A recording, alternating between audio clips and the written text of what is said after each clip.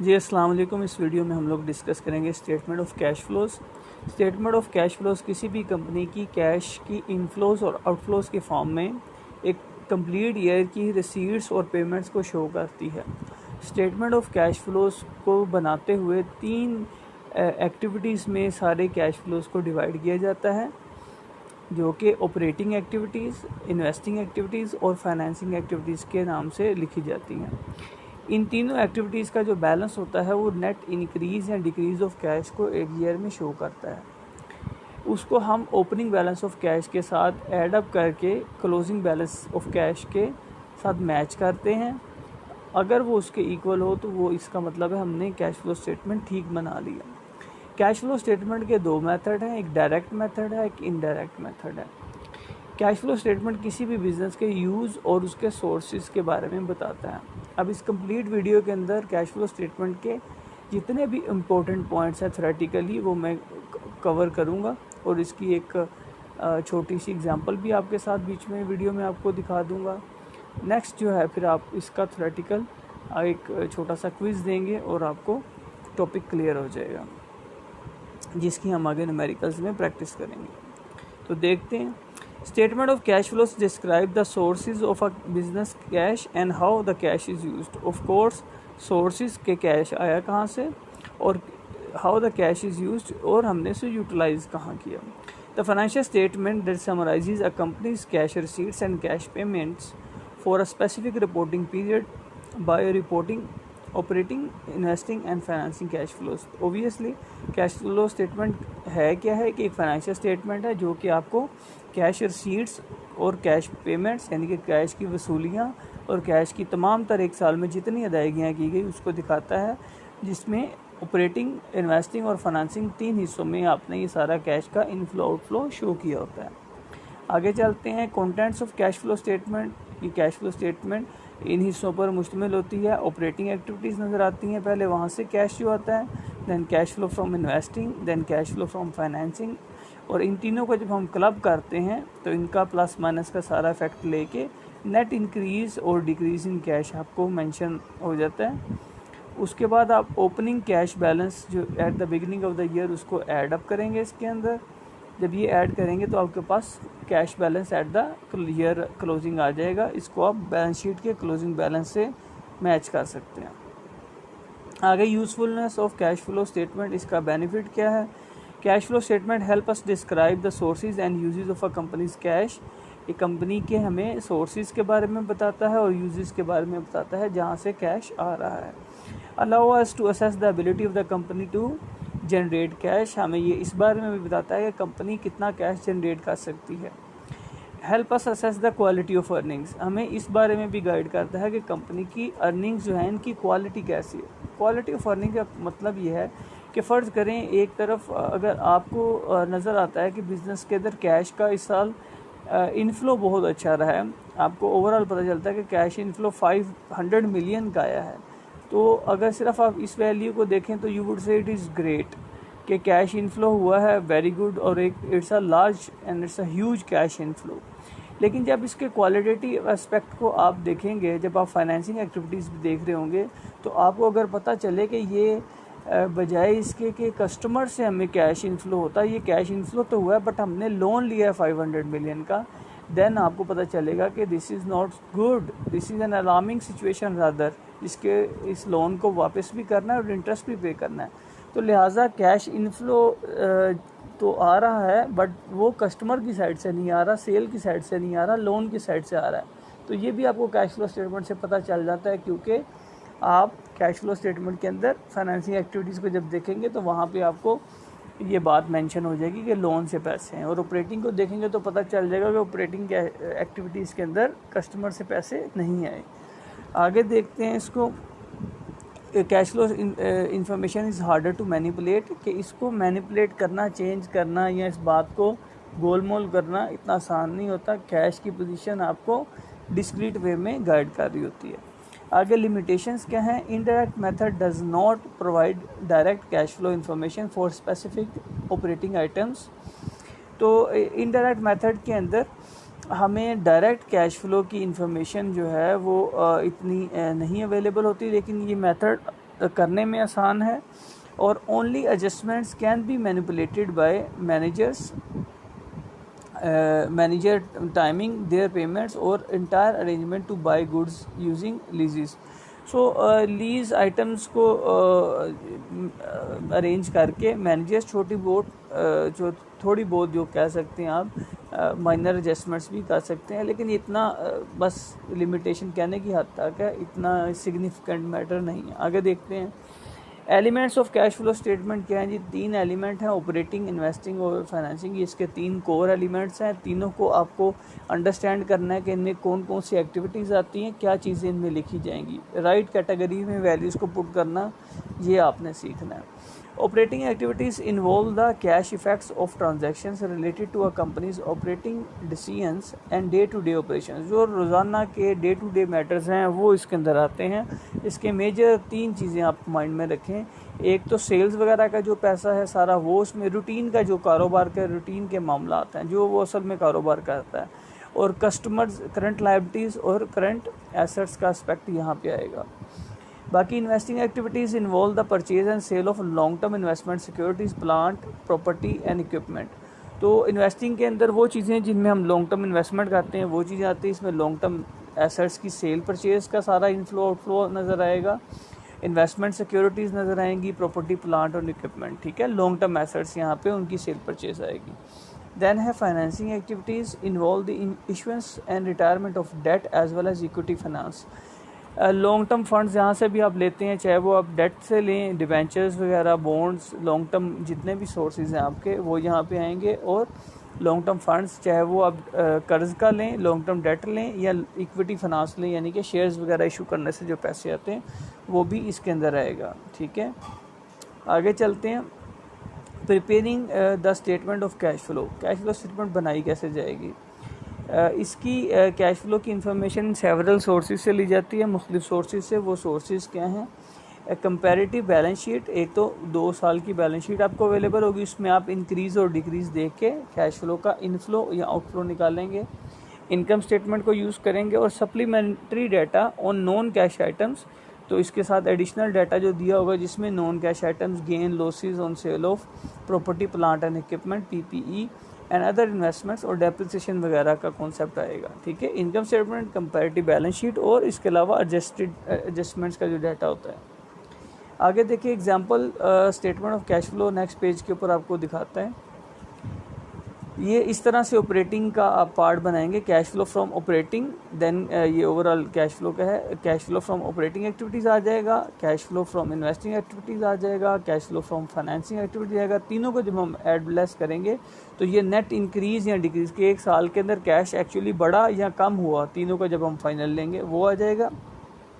Cash at the beginning of the year, इसको लिखेंगे, जो ओपनिंग बैलेंस था वो लिखा, इससे पहले कैश जो इस साल में इंक्रीज या डिक्रीज हुआ वो दोनों को ऐड करेंगे तो it must be equal to cash the at the end of the year, closing balance को शो करेगा। आगे देखते हैं ऑपरेटिंग को, अब डिटेल से देखते हैं। Operating cash flows come from अब company's routine operating activities, routine activities से आता है यानी सेल परचेज से। They can be reported in 2 ways, directly और इनडायरेक्टली। इसको हम डायरेक्टली शो कर सकते हैं या इनडायरेक्टली, और यही 2 मेथड है जैसे मैंने एक्सप्लेन किया, डायरेक्ट मेथड और इनडायरेक्ट मेथड। ऑपरेटिंग एक्टिविटीज़ को देखते हैं। Cash effects of transactions related to a company's operation, operating decisions and day to day operations. तो ओबियसली मैंने बता दिया आपको कि डे टू डे ऑपरेशंस हैं। तो इसमें फर्स्ट कैश इनफ्लोस का पार्ट आएगा, फिर देन ऑपरेटिंग कैश आउटफ्लोस का पार्ट आएगा। हर एक्टिविटी के अंदर हम कैश इनफ्लो और आउटफ्लो को फिर देखेंगे, उससे नेट कैश फ्लो देखेंगे। तो ऑपरेटिंग कैश इनफ्लोस में क्या क्या आएगा? Cash received from activities such as the sale of goods और सर्विसेज, यानी कि गुड्स या सर्विसेज जो भी हमारा मेन काम है उसको, उसकी सेल से जो हमें पैसे मिलते हैं वो। और from interest and dividends from investments, या हमने इन्वेस्टमेंट जहाँ कहीं किया उससे हमें डिविडेंड आ रहा है या इंटरेस्ट आ रहा है, तो ये सारा ऑपरेशन का नॉर्मल रूटीन का काम है, लिहाजा ये ऑपरेटिंग कैश फ्लो में आएगा। इनफ्लो आ गया, ये जो पैसे आपको आएंगे। Operating cash flows, operating activity में आउटफ्लो कौन कौन सा हो सकता है वो देखते हैं। Cash paid for activities such as purchase of inventory, payment of salaries, wages and operating expenses and income taxes. तो ये भी रूटीन के ऑपरेशन के काम है कारोबार के, उसमें जो पेमेंट करेंगे वो कैश आउटफ्लो को शो करेगा, जिसमें इन्वेंट्री, सामान ख़रीदना, सैलरीज अदा करना, वेजेस अदा करना, टैक्स अदा करना, कारोबार का रेंट वगैरह अदा करना, ये सारी चीज़ें इसमें आ जाएंगी। इन दोनों को आप प्लस माइनस करके जो आएगा वो net cash flow from operating activities आ जाएगा। इन दोनों का जो डिफरेंस है, difference between the cash inflow and outflow of operating activities. इसको अब आप देखें, generally two generally accepted formats can be use to report operating activities. तो ऑपरेटिंग एक्टिविटीज़ को दो वेज में हम कर सकते हैं, दोनों एक्सेप्टेड हैं, एक डायरेक्ट मेथड है, एक इनडायरेक्ट मेथड है। डायरेक्ट मेथड में हम क्या करेंगे कि cash effect of each operating activity is reported directly in the statement, ठीक है। इसको डायरेक्टली आप कैश शो कर रहे होते हैं, यानी कि cash received from customers, cash from interest received, जितने भी ये कैश, इनको डायरेक्टली शो कर रहे होते हैं। मैंने बताया कि ये वाला मेथड रेयरली यूज्ड है, ज़्यादा यूज़ नहीं होता, क्योंकि इसकी इंफॉर्मेशन के लिए कंपनी स्पेसिफिकली कोई स्टेटमेंट जनरेट नहीं करती। इनडायरेक्ट मेथड का बेनिफिट ये है कि आप इनकम स्टेटमेंट और बैलेंस शीट को यूज़ करके जो उसका डाटा होता है उससे आप बना सकते हैं कैश फ्लो स्टेटमेंट। आपको कोई एक्स्ट्रा इन्फॉर्मेशन या स्केड्यूल्स जनरेट नहीं करने पड़ेंगे। Indirect method net cash flow is derived indirectly by starting with reported net income। सबसे पहले हम net income लेते हैं and adding और subtracting items to convert the amount to cash basis, ठीक है। net income हम लेते हैं या operating profit before cash लेके उसके अंदर कुछ adjustments करके हम increase decrease की फिर क्या करते हैं कि operating activities का cash generate कर लेते हैं। आगे चलते हैं direct method। In the direct method, the cash effect of each operating activity is reported directly in the statement, ठीक है। इसमें directly report करते हैं, reverse हम calculate। indirect जो method है ना, उसमें हम दो items का डिफरेंस देख के उसमें इंक्रीज डिक्रीज निकालते हैं, ठीक है, और फिर सारी चीज़ों को रिवर्स अप करके हम कैश निकालते हैं ऑपरेटिंग का। डायरेक्ट मेथड में एग्जैक्टली देखा जाता है, डायरेक्टली रिपोर्ट की जाती हैं चीज़ें, ठीक है। मसलन वो इसमें जाके देखेंगे कि कस्टमर को पेमेंट कितनी हुई, तो कस्टमर की पेमेंट जाके कस्टमर से हमने जितनी रिसीव की वो बैलेंस आप मतलब कि जहाँ जहाँ रिसीव हुआ लेजर में वहाँ से जाके देखेगा या बैंक अकाउंट से देख लेगा कितनी पेमेंट आई। लेकिन जब हम इनडायरेक्ट मेथड कर रहे होंगे, इसी चीज़ को देखने के लिए आप अपने 2 साल के रिसीवेबल्स का बैलेंस देख लेंगे। रिसीवेबल का बैलेंस अगर पहले 1000 था, बाद में 200 रह गया क्लोजिंग बैलेंस, तो इसका मतलब है 1000 से 200 में आने में डिफरेंस अगर देखें 800 उसने पे किया होगा तो वो कम हुआ है, तो यहाँ पे हम इनडायरेक्टली देख लेते हैं। ये मैंने आपको एग्जांपल दे दी, आगे चलते हैं। Methodology of indirect method. अब इनडायरेक्ट मेथड को कैसे करेंगे? सबसे पहले start with net income, net income लिखें या ऑपरेटिंग प्रॉफिट बिफोर टैक्सेस, इसको ले लेते हैं। उसके बाद इसमें add back non cash expenses, जितने भी इनकम स्टेटमेंट में नॉन कैश एक्सपेंसेस, क्योंकि कैश फ्लो स्टेटमेंट बना रहे हैं, इनकम स्टेटमेंट में कई चीज़ें जो कि कैश एक्सपेंसेस नहीं होते, नॉन कैश आइटम्स होती हैं, वो भी लेस हुई होती हैं, लिहाजा यहाँ पे हमें उन्हें ऐड बैक कर देंगे। जैसे कि डेप्रिसिएशन इसमें से काफ़ी मशहूर चीज़ है कि जो आपको पता है हमने इनकम स्टेटमेंट में एज एन एक्सपेंस माइनस तो किया है, बट डेप्रिसिएशन का कभी भी आपने किसी को कोई एक्सपेंस पे नहीं किया। वो तो शुरू में आपने एसेट ख़रीदा था, पेमेंट तब कर दी थी, अब तो आप उसे एक्सपेंस आउट कर रहे हो। तो जितने भी नॉन कैश आइटम होते हैं उसे आप यहाँ पे ऐड बैक कर देंगे इनकम के अंदर। देन इसमें अगर कोई गेन हुआ होगा तो उसको लेस कर देंगे, गेन को भी इसीलिए लेस करेंगे क्योंकि फ़र्ज़ करें आपने कोई फिक्स एसेट सेल किया, उसके ऊपर जो गेन हुआ वो भी एक नॉन कैश आइटम होती है, ठीक है, वो आपने जस्ट वहाँ पे लिखा होता है, मेंशन किया होता है। इसी तरह ऐड बैक लॉसेस को ऐड बैक कर देंगे। और अगर कोई decrease in the current asset होगा, कैश को छोड़ के जितने भी करंट एसेट्स होंगे बैलेंस शीट में जाके देखेंगे, कंपेयर करेंगे उन्हें हर साल, तो जो उसमें डिक्रीज़ होगा उसे ऐड कर देंगे और जो इंक्रीज़ होगा उसे माइनस कर देंगे, क्योंकि डिक्रीज़ का मतलब है एसेट में कि आपके पास कैश आया है और इंक्रीज़ का मतलब है कि कैश गया है। ओबियसली अगर आपका कोई एसेट इंक्रीज़ हो रहा है तो इसका मतलब है आपने उसके लिए पे किया है, एसेट ख़रीदा है तो एसेट इंक्रीज़ हुआ है। तो एसेट इंक्रीज़ होने का मतलब है, ये ख़रीदने का मकसद है कि कैश आउटफ्लो हुआ होगा, कैश गया होगा। लिहाजा इंक्रीज़ अगर एसेट में आएगा, मैं अगेन बता रहा हूँ, तो वो कैश आउटफ्लो को शो करेगा, और अगर डिक्रीज़ आएगा तो इनफ्लो को, यानी कि ऑपोजिट है। लायबिलिटी में अगर इंक्रीज़ होगा तो कैश इनफ्लो है, वहाँ पे सीधी सीधी बात है। अगर कैश वहाँ पे लाइबिलिटी में डिक्रीज़ आएगा तो वो कैश आउटफ्लो को शो करेगा। लिहाजा add increase in current liabilities, अगर करंट लाइबिलिटीज़ में इंक्रीज़ है तो उसे ऐड कर देंगे और डिक्रीज़ होगा तो उसे लेस कर देंगे। आगे चलते हैं। अब ये एक एग्ज़ाम्पल है, उसको देखते हैं। तो अब आप यहाँ पे देखें कि ये ऑपरेटिंग कैश फ्लो की एग्ज़ाम्पल है जिसमें 2016 और 17 का डाटा दिया गया है। उसमें कैश बैलेंस शो किया गया है, वो 42,000 था, और फिर 17 में 60,000 है। अकाउंट रिसीवेबल का बैलेंस है 84 और 144। इसी तरह से इन्वेंट्री है, लैंड है, इक्विपमेंट है, इनके दोनों के बैलेंसेस दिए हमें।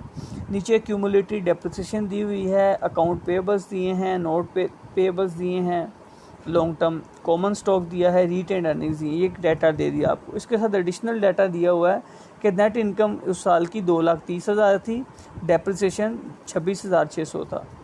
अब आपने क्या करना है, सबसे पहले नेट इनकम को लेंगे। जैसे मैं अगली स्लाइड जब करूँगा तो वहाँ पे आपने ये चीज़ चेक करनी, इसका सोल्यूशन हुआ है। नेट इनकम लेंगे, उसमें डेप्रिसिएशन को ऐड बैक कर देंगे, और बाद में ये हर आइटम जो है करंट एसेट और करंट लायबिलिटी की, इसको आप चेक करेंगे कि इंक्रीज़ हुआ है या डिक्रीज़ हुआ है। एसेट में इंक्रीज़ होगा तो वो आउटफ्लो को शो करेगा, उसे माइनस से लिखेंगे।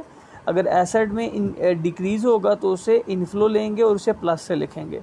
इसी तरह लायबिलिटी के अंदर इंक्रीज़ होगा तो उसे इनफ्लो लेंगे, उसे प्लस करेंगे, और अगर लायबिलिटी के अंदर डिक्रीज़ होगा तो उसको हम आउटफ्लो शो करेंगे और उसे माइनस में लेंगे। जैसे अगर आप देखें कैश को सिर्फ आपने छोड़ देना, नीचे अकाउंट रिसीवेबल देखें, ये 84,000 से 16 में 84 थे, 17 में बढ़ के ये 144,200 हो गए। इसका मतलब है ये इंक्रीज़ हुए, तो इसमें जितना इंक्रीज़ आएगा दोनों का फ़र्क लेंगे, एक 44 और एक 84 का, तो वो 16 और ये 50, 60,200 का ये इंक्रीज़ है। जो ये 60,200 का इंक्रीज़ है, ये कैश आउटफ्लो को शो करेगा क्योंकि ये एक एसेट है। इसको अब आगे अप्लाई करके देखें। तो आप देखिए नेट इनकम आपने लिख ली, पिछली स्लाइड से देखें जो आपके पास इनकम थी वो आपने लिखी, और डेप्रिसिएशन उसके अंदर आपने ऐड कर दिया। ठीक है, ये नेट इनकम मेरे ख्याल से यहाँ पे थोड़ा गलत लिखी गई है, 2,30,000 नहीं थी, 2,30,200 थी, उसमें आपने डेप्रिसिएशन ऐड कर दी। अब उसके अंदर इंक्रीज़ इन अकाउंट रिसीवेबल में जो देखें 60,200 का इंक्रीज़ था, मैंने आपको अभी पीछे दिखाया था, 60,200 का इंक्रीज़ है। अब ये डिफरेंस लेके चेक करते जाइएगा खुद ही। ये अकाउंट रिसीवेबल में 1,44 में और 84 में कितने का फ़र्क है आपके सामने है, ये देखें ना, जहाँ पे 1,44,200 माइनस 84,000, ठीक है, ये 60,200 का फ़र्क है।